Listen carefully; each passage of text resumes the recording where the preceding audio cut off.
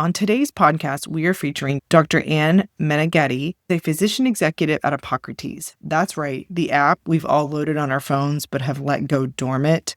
Guilty! But she's going to have you updating the app or re-downloading it on your phone after this episode. Trust me.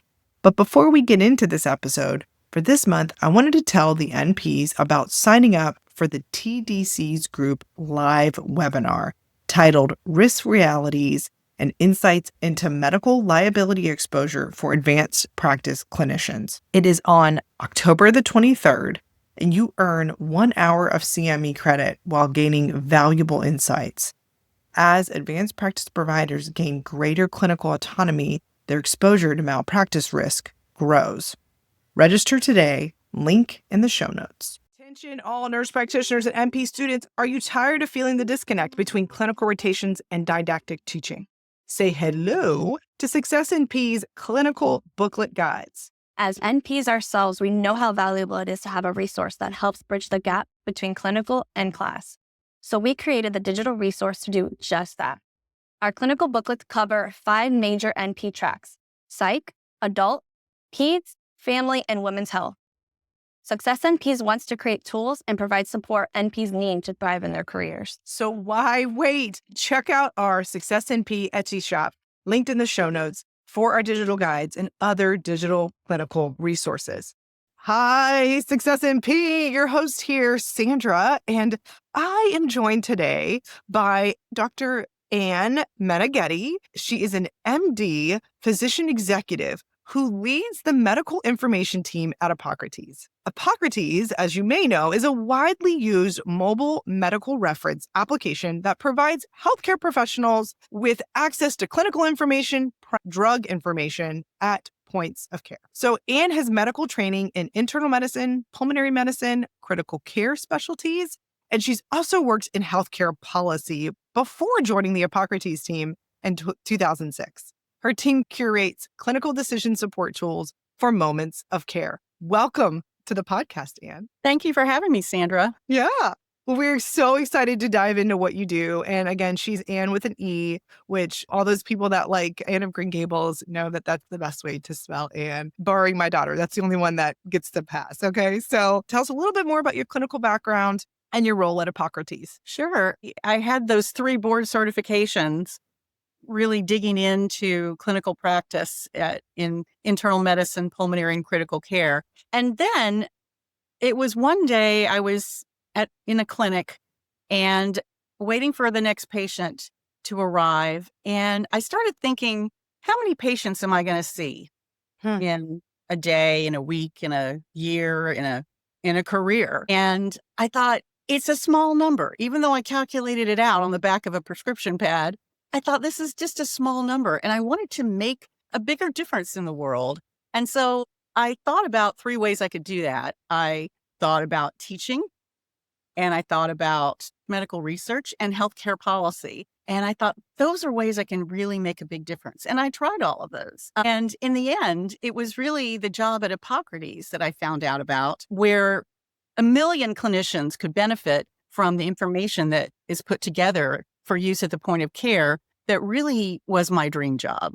And when I read the job description, I thought, there's probably people who are better business people than me, better at technical expertise than me, people who are better clinicians than I am. And yet, when I saw that job description about gathering information for clinicians to use at the point of care, I thought, there is nobody who is going to be more passionate about this role than I am. And I was intent on getting that role. And I've been here ever since 2006 at Epocrates. And now I lead the team that I joined so many years ago. It was my dream job. Wow. Wow. That moment of inflection, that moment in your career where you decided, how can I create the most impact? And then getting that opportunity, kind of presented to you, call it luck, call it divine next steps. But I love that it started with a seed of how can I create maximum impact in my career? That's so neat. Yeah. So for the listeners that might be new, what exactly is Hippocrates if they've been living under a rock and don't know? I mean, it's everywhere, right? So what are its main features? Kind of walk us through what the what the Hippocrates app does in itself. Sure. So it's a clinical decision support app, which just simply means when you have a decision to make at the point of care, where do you go for support? So it's an app on mobile and web that's used by over 1 million healthcare professionals. And for 10 years running, it's been the #1 mobile medical app by outside surveys in terms of usage. And the main core thing we're known for is drug information. Drug prescribing information, safety information, drug interactions. And what clinicians tell us when we interview them by self-report is we ask them, like, how much time do you save by using Epocrates? And we also ask them, how has it improved the safety of the care that you give in terms of avoiding medical errors or adverse events? And we do this survey every few years. And what nurse practitioners specifically tell us when we ask them this question is that they self-report that 30% of them say they save an hour a day. Wow. For administrative and practice time by using Hippocrates, which is huge, which is more than is reported from physicians using the app. And then another quarter say that they save 30 minutes to an hour a day by using Hippocrates. So it's like 50%. I mean, I don't need to tell you how precious that time is. No, huge. To be able to see another patient or two, to be able to finish your documentation on time, to be able to get home to your life, that's precious time in the life of a clinician. So that's pretty impressive. The other value prop is about avoiding medical errors. And in that same survey, when we asked nurse practitioners, how many errors do you think you avoid or adverse events, let's say from prescribing the wrong drug or whatever, about a quarter of nurse practitioners reported that they save about 3 errors or adverse events per week. And another third said they save about 1 a week. So that idea that it's helping you practice more safely and that it's saving you time those are the two value props I think that have made the app most valuable to clinicians. And in terms of what they're doing in the app, nurse practitioners are looking at a lot of drugs, antibiotics, drugs for anxiety, pain management, depression, allergy, asthma, heart failure, et cetera. They're looking up a large number of drugs and drug interactions. When you think about it, EHR can help avoid like some of the most serious drug interactions. If something would be life-threatening if you gave 2 drugs together, for example.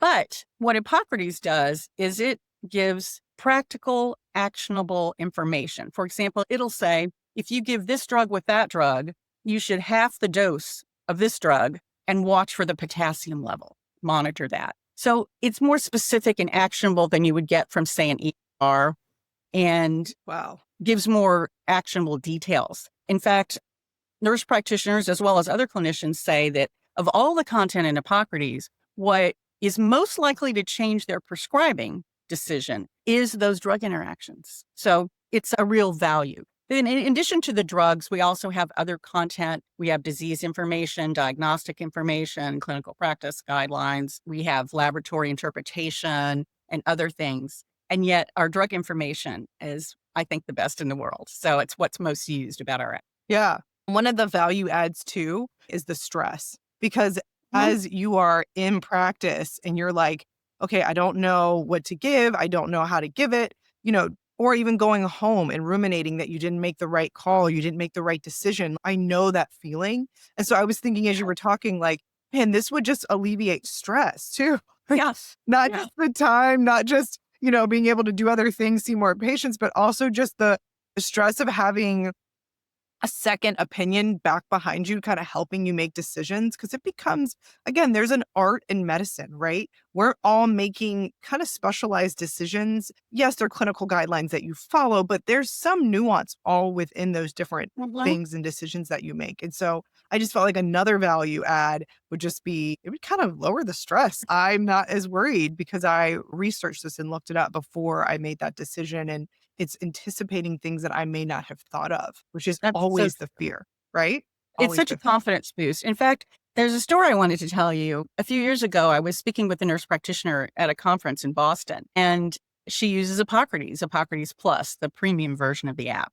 Yeah. And she said to me something that has really stayed with me. She said, a physician might feel comfortable just acting on a hunch or making a clinical decision just going with their gut or trying something unconventional. But she said that she feels most confident when she is aligning her clinical decisions with the highest standard of care. And she would use Hippocrates Plus to research her decision and get answers very quickly within seconds. And then she would actually chart it. She would put in her documentation, I used Hippocrates to make this decision about this path forward. And it gave her this kind of confidence that she was doing the best thing for her patients. And so citing Hippocrates in her notes and documentation was her way of really reassuring herself and anyone else who might be interested in looking at that record that she was doing the best to align with, a trusted source for her clinical reference. And I was really impressed by that. And it really resonated with me. When you think about it, we all carry around a lot of knowledge in our heads, things we've learned, knowledge we've gained from our own experience.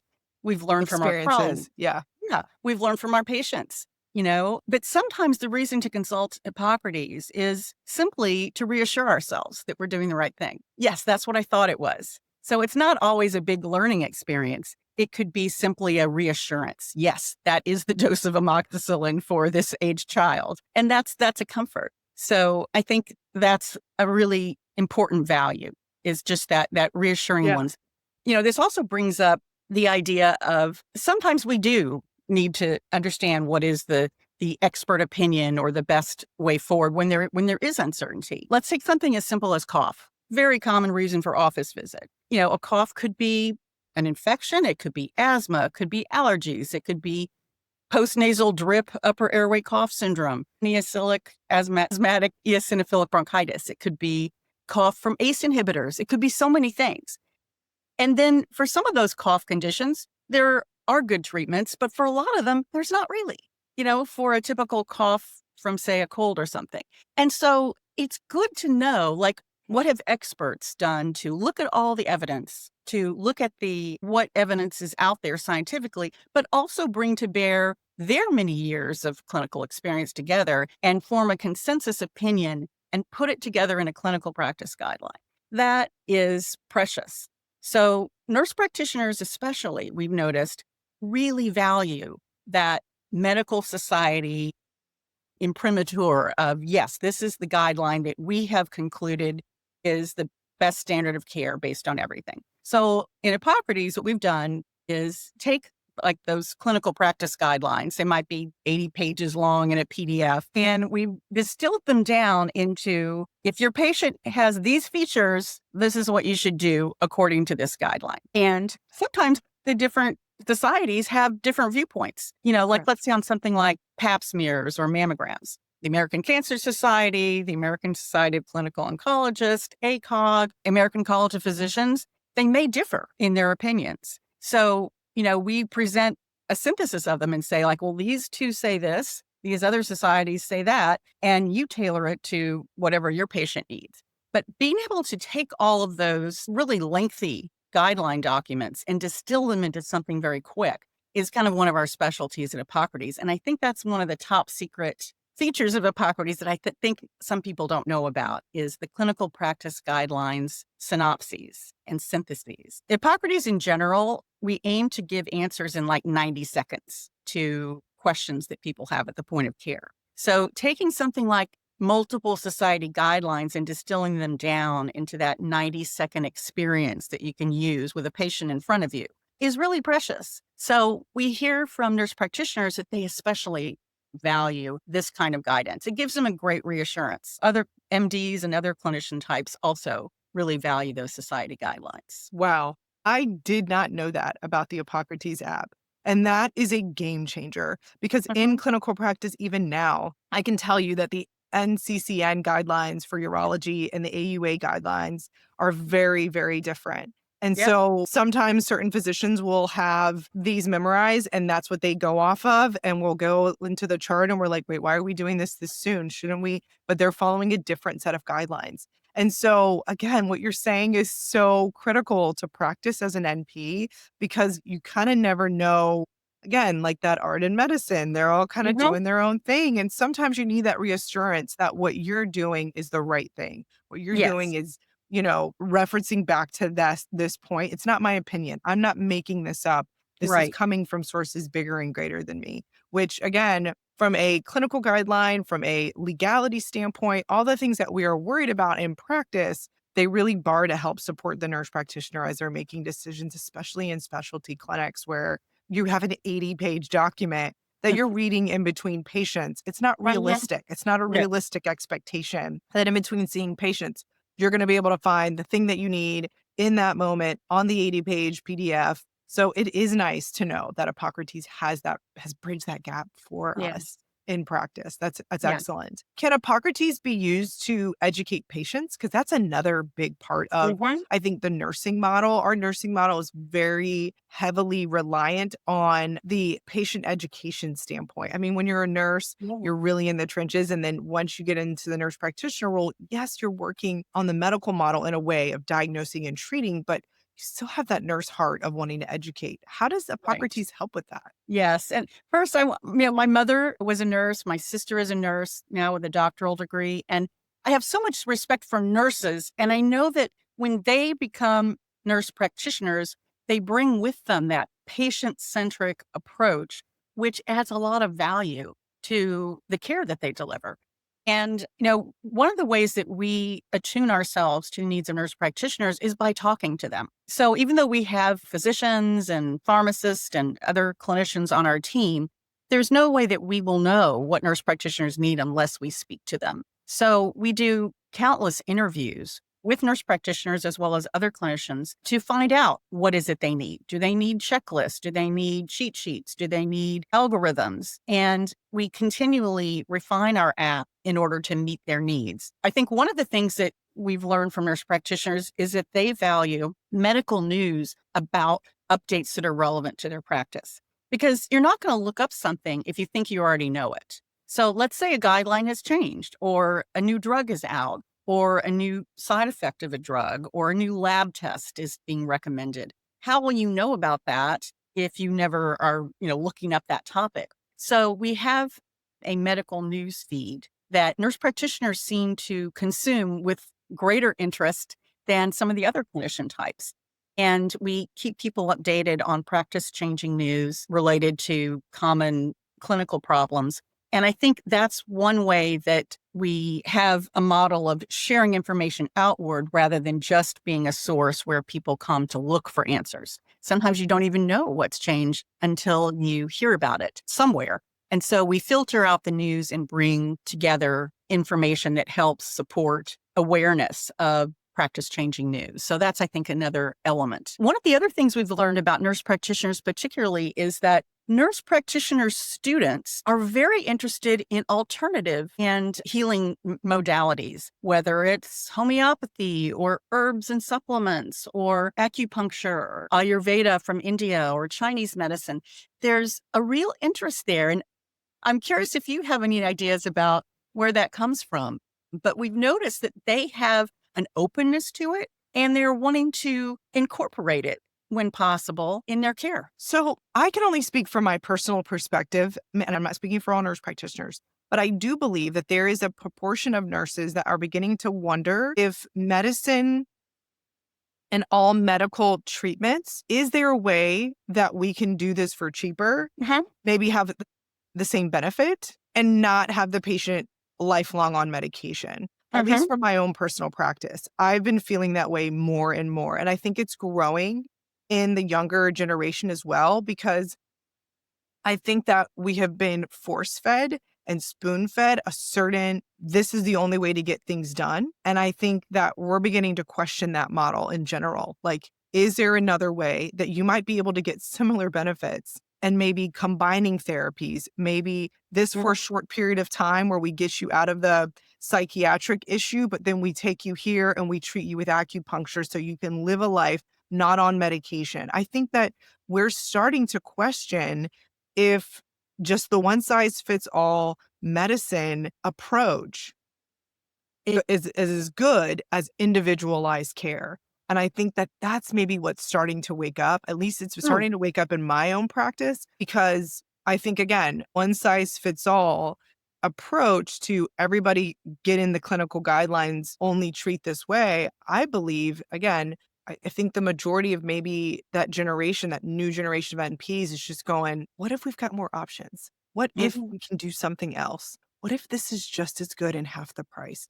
I'm just wondering if that's maybe what's starting to spring up in newer providers. And that's so interesting that you said that, because I personally would love to take an herbs class or recommend these things and be able to offer patients another form of therapy that might have less side effects. Maybe they can't tolerate that drug, but this works just as well and doesn't come with this or that. Or maybe it doesn't work as well, but if you Mhm. add it with this, it could work. It could synergistically improve the benefits. I'm just thinking for myself that that could be something that might be growing in the hearts of nurse practitioners. Because again, we're at the bedside, and I don't think we see people getting necessarily better.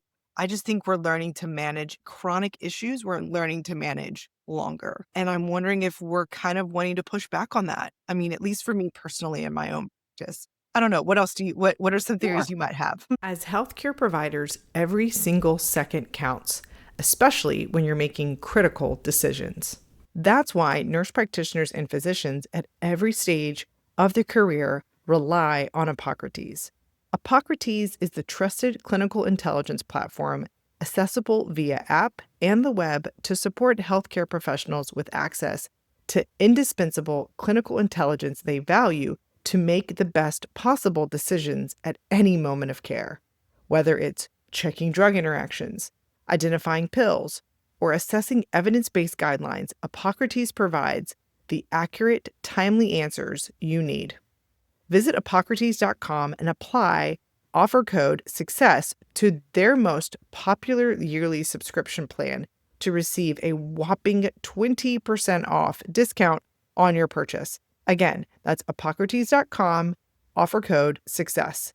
Epocrates is the clinical information you need at your fingertips. I do think that because of the patient-centric approach, it's, I guess, not totally surprising that the nurse practitioners of the future might be more open to what their patients are interested in, because sometimes it's coming from the patient who's interested in a way to not be on drugs. And what we can do in Hippocrates is, for example, in our premium app, we have herbs and supplements that can, for example, help understand if this herb is taken with this drug, what's going to happen and what side effects might occur. Because I think clinicians, when faced with a patient who is saying, can I try something natural instead of a drug or a surgery or other therapy, they want to know, one, are there going to be any, side effects, or is it safe? Is it safe to give? But also, is it effective? Is it going to do anything for them? And then three, will it interfere with other things that are going on with that patient? So, and a lot of clinicians have zero training in natural forms of healing. And it's only through maybe their own experience or learning from their patients that they even know about some of these things. When I was taking some herbs at one point, I felt nervous telling my doctor that I was doing so. I was a little shy about explaining that I was taking some herbs because it seems so foreign to the medical model. But I do think that consumers in general, patients, are more and more interested in natural forms of healing, and that's going to come through. Think it's great when there is evidence. Oftentimes there isn't, because a lot of the natural healing that's done is very tailored uniquely to a person. Like, for example, in the Ayurvedic medicine of India, they'll take your pulse, check your features and tongue and so forth, and come up with a very tailored prescription, if you will, for you. But that might not be the same thing given to another patient with that similar symptoms, but who has a different constitution or whatever. So it's hard to do clinical trials on these types of therapies. And it's difficult to gain that sort of placebo-controlled randomized trial that we tend to rely on when it's a drug, for example. But it was just an interesting finding to see that interest among nurse practitioner students. When I read that the drug aspirin is either formulated or it's got a component of the willow bark, Well, bark, yeah. Herb. And so, yeah, I found it very interesting as I was reading about that and just thinking like, whoa, like what dropped us from over here, willow bark, to now aspirin? Yeah. Like what steps happened in between? And were the effects of those chemical changes from willow bark to here? And so Mhm. again, patients ever come to me and been like, oh yeah, I have back pain and I'm taking willow bark tea or whatever. Like I would have been like, wait, what? But then when I learned that this is where they're basing this, how many other drugs are based on a similar supplement over here that they've changed the name, marked up the price, and created a bunch of side effects, and now they're calling it this name, and now this is what everybody knows, but it's really based on this. And so I find it just super interesting, just between you and me and just the four walls here talking, that it is, I think newer nurse practitioners are more interested in like, what are the other options? What if somebody can't tolerate that and you can give this? Is it safe? What are the ramifications? What are the things we have to be thinking about? I think it is so cool that your app is starting to incorporate that into the knowledge that it's giving its practitioners. I think that's incredible and really, really valuable. What are some features that you think that every NP should be using, but maybe overlook in practice? So you kind of shared, hey, listen, you guys don't know that there's clinical guidelines on this app that helps you make decisions in practice that is supported by the big governing bodies. What is something else that you think, I don't sleep on Hippocrates. This is what's going on. Yes, I think another underappreciated feature is pill ID, the pill identifier. And a lot of times patients will be saying, I'm taking this, pink pill or this green pill with a line down the middle. They don't know what it is. And one of the things that I used to do in practice is I would have my patients brown bag it once a year and literally put all the herbs, supplements, everything they're taking in a brown bag and bring it to me so that I could go through it and see what are they really taking, because the records that we have don't always reflect everything they're really on, over the counter, et cetera. And the pill identifier is a great way to, if they have their pills in a case or whatever and they don't have the bottle, to sort of see, oh, there's this symbol and this number on it, and look it up and find out what it is. We've had great stories from EMTs who have found a patient with a fistful of pills in a comatose situation and been able to use the pill identifier to quickly identify what is it that they took and give remedial treatment immediately in the field. It's a great tool and it's fun to use. And I think it's one that people would really benefit from. Yeah. So is it like a scanner where it like you pull the pic? I wish it were a scanner. It's more that you open it up and then you'll say, like, a lot of pills have a letter or a number. Yeah. Number. And then, is it a capsule or a tablet? Is it score? Is it not? And you put in those features and then they'll say, these are the possibilities for that pill. Wow. I would like it to be a scanner. Yeah. But it's not at the moment. Okay. At the moment. All right. We'll see if you guys build that out. So for a nurse practitioner that's like, all right, I've got a Hippocrates free version. Okay. You're trying to take my monies, my dollars to get the Hippocrates Plus. Sell me on it. Tell me what the difference is, and is it worth the upgrade? Yeah. So I think if you do just one thing all day long and you're seeing exactly the same kind of patients and treating the same conditions, you become expert in that and you don't need a lot of help. You might be curious about like some other clinician is prescribing this or diagnosing that, and you might want to learn about it. But I don't think you need Hippocrates Plus if you are really doing repetitive, same kind of conditions. A lot of nurse practitioners are seeing a wide variety of patients, increasingly wide variety of conditions. Yes. And so we noticed that for nurse practitioners, emergency medicine, where they're seeing a lot of patients, any kind of primary care, that it's very, very helpful if you want very quick answers. So if you want to do deep research and dig into all the clinical trials that have been done, there are better references out there for research. But if you just want an answer in the moment, 90 seconds or less, then Epocrates is going to be helpful to you. So the free app has drugs, drug interactions, the pill identifier. It has formularies that tell you what, for a given health plan, this is the coverage. Do you need to do step therapy first? Do you need to get prior authorization, et cetera? It gives you all those details. It also has calculators and risk scores. For example, if you're prescribing a statin, what is their 10-year heart disease risk, to know whether you want to go high or low or medium for the statins. And that's all part of the free app. The clinical practice guidelines are part of the free app, as well as the medical news feed. So all those are part of free. And then if you go to the premium level, then the disease reference comes into play. And there's where you have, over 1,000 topics. And we've chosen topics that, according to the Athena Clinical's EHR, are the most common reasons for office visit. So you're going to find things like, cough and various skin conditions and mental health conditions and a lot of commonly seen things. And it'll take you soup through nuts through how do you diagnose? How do you treat? How do you monitor and follow up and manage patients? How do you prevent? So there's also a lot of topics that are about like a sign or symptom, like red eye. Patient has red eye. What could it be? How do I proceed in diagnosing it? Or abdominal pain.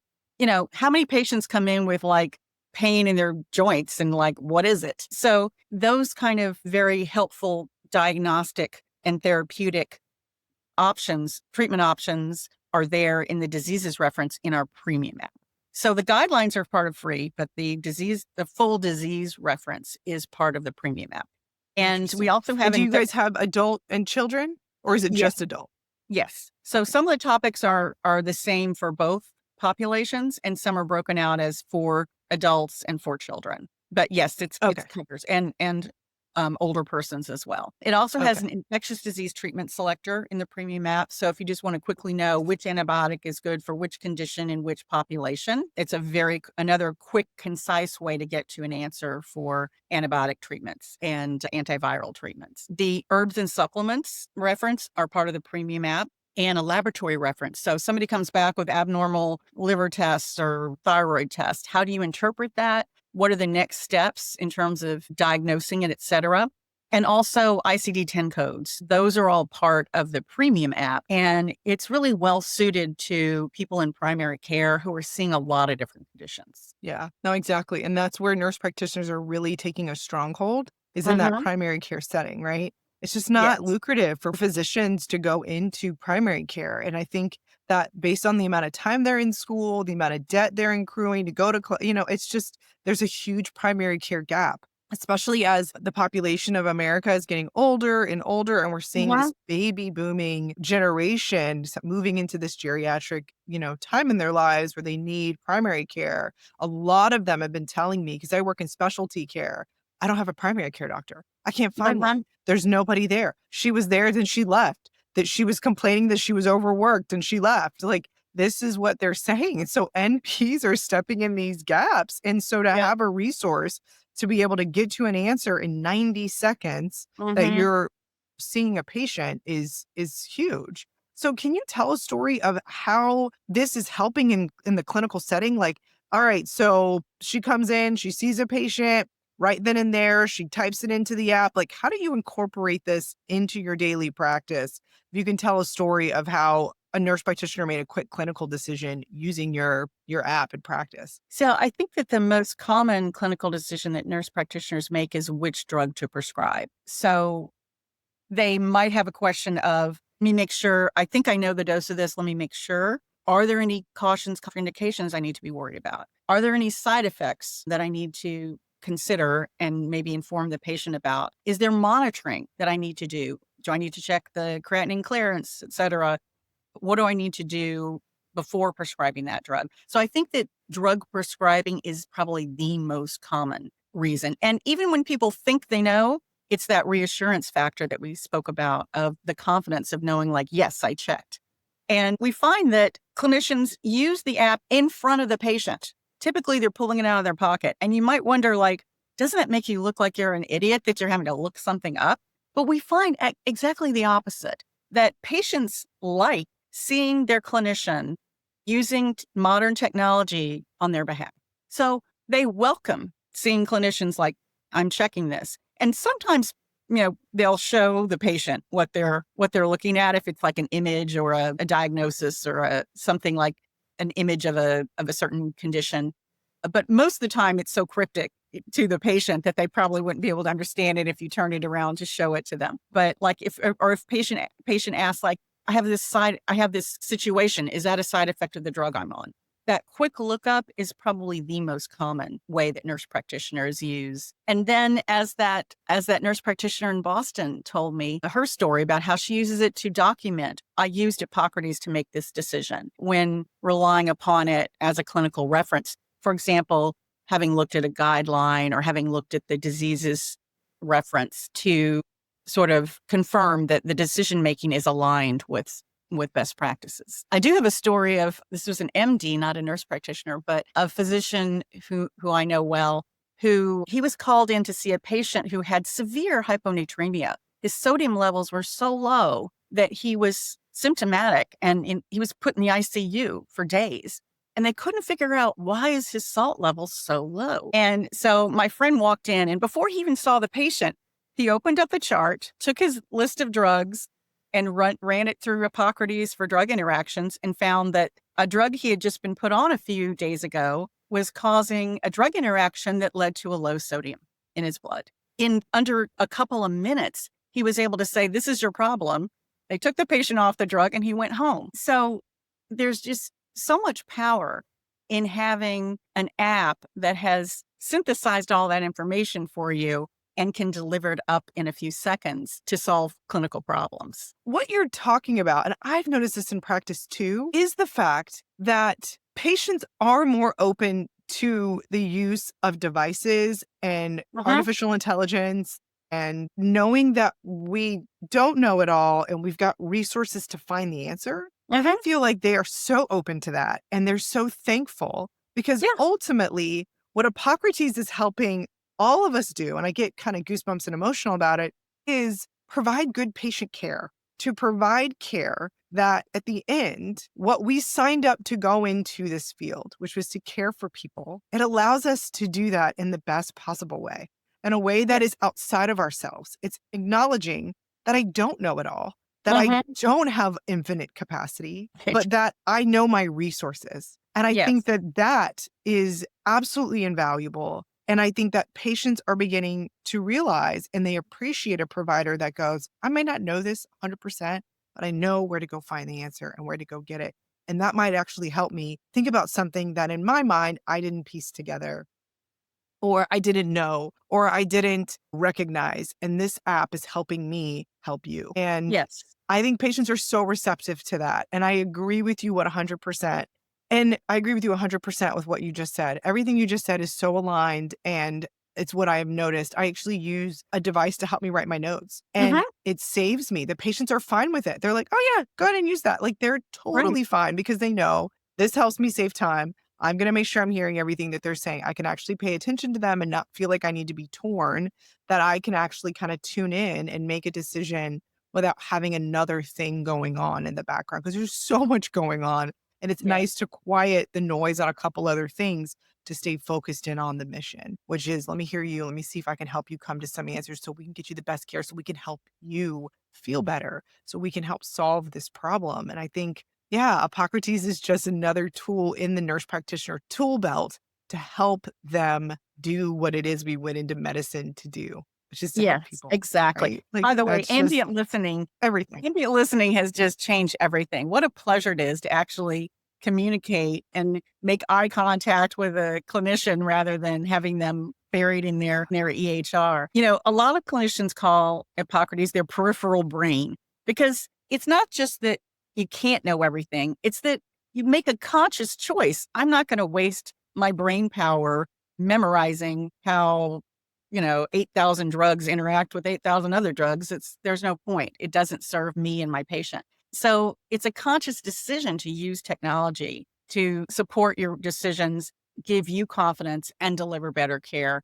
And I think patients are using technology in their lives, and it's not surprising that they want to see it being used on their behalf in the clinic. Yeah. It's funny because it makes me think of a pilot on a plane. Like, I want a capable pilot, of course. But at the same time, I like that there's autopilot too.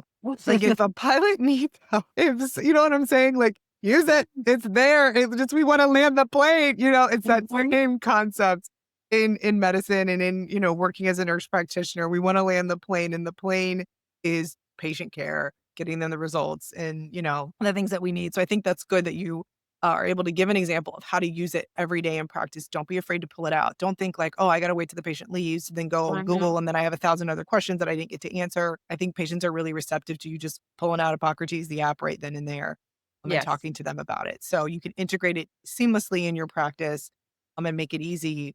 and it's easy to use. So I think that's great. Right. So for a new NP grad about who's going to be integrating, Hippocrates in their practice, kind of where do you see the best time to kind of start integrating the app into your workflow? So is it at the beginning of your, appointment before you walk in the door? Is it maybe what we talked about just in the middle? Like, hey, just whip it out in the middle of seeing a patient? Or is it better to kind of integrate it at the end of the clinic visit? Where do you find most people are integrating it into their practice? In our research with nurse practitioners, we've seen it used before, during, and after patient care. So what we've heard is that a lot of them like to review, they look at their patient list for the next day and they're reviewing, here's this weird diagnosis I'm not familiar with. Let me see what that is. Or this patient is coming back, or called for an urgent appointment because this isn't working. Sort of looking things up in advance related to diseases, guidelines, et cetera. And then during the visit, it's certainly very commonly used when it's like someone says, I have a side effect or a new drug needs to be prescribed, et cetera, for all that prescribing support. But then patients often, as you know, come up with things during the visit that were not exactly on their intake form. It's, oh, one more thing, I've been having this.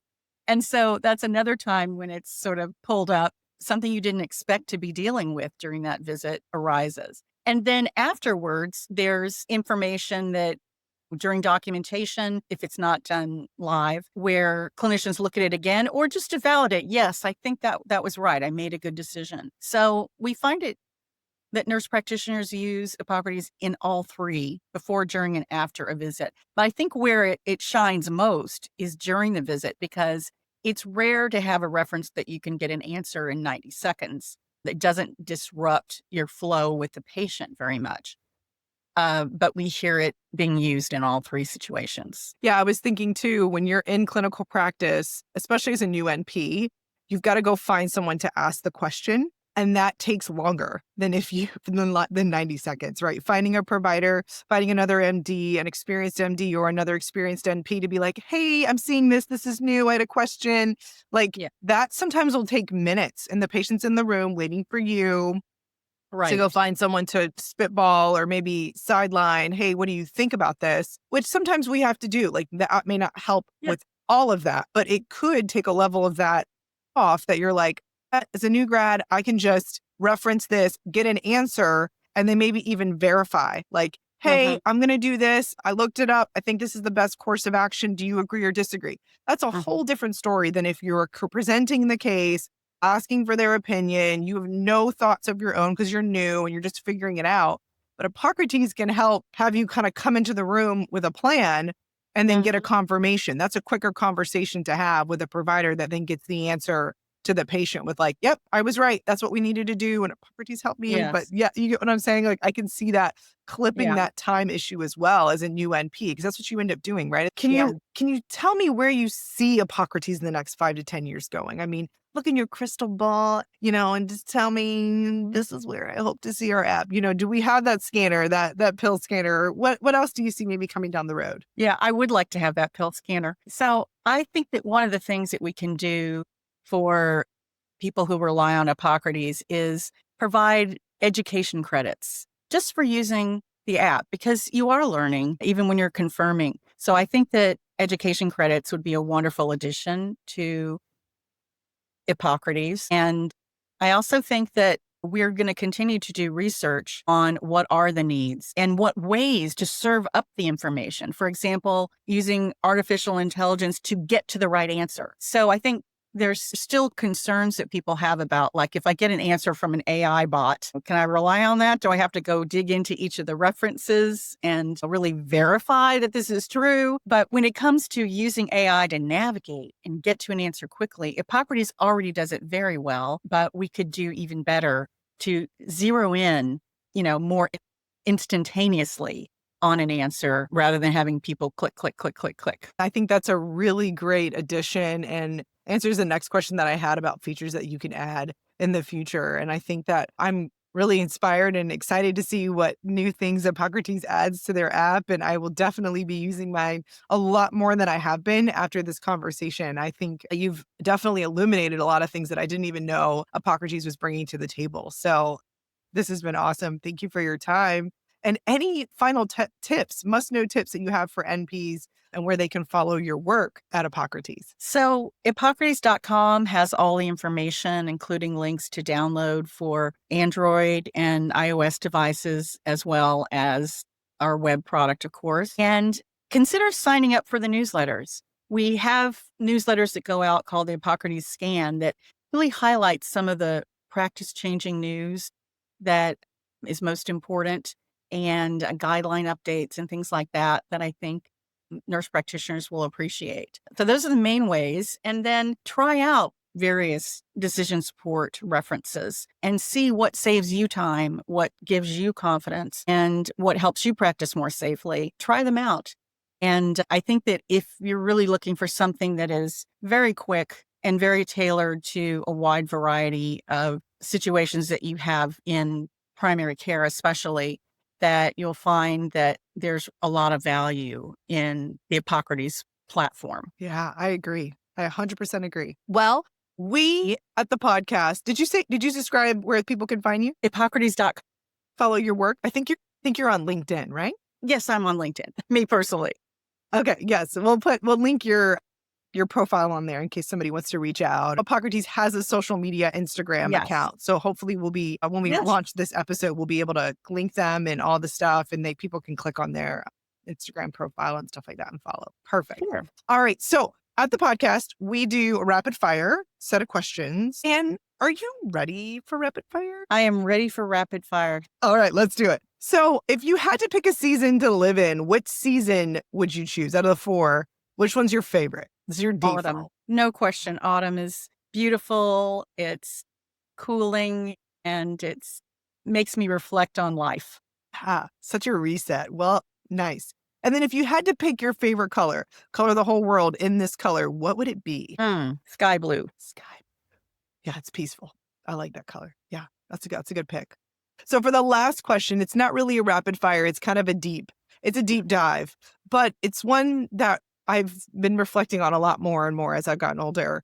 And we at the Success NP podcast, so we're focused in on what does it look like for NPs to be successful. But I want to know what defines success for you in your life. What does it look like? I define success as making a difference in the world. Yeah, that's good. No, it's one of those things where, kind of going back to the beginning of your story when you were talking about making impact and how do you maximize impact. And I think sometimes in healthcare, you think, and we are making a difference in every single patient's life when we interact with them and treat them and take care of them. But I love that you have this global outlook of how do I make and maximize my impact for more people. And you're doing that at Hippocrates. And I think that what you guys are putting together is a top-notch grade A product to help NPs in their practice. And I'm so happy to have you on today. I'm so glad you were able to share what it is that you're spending your life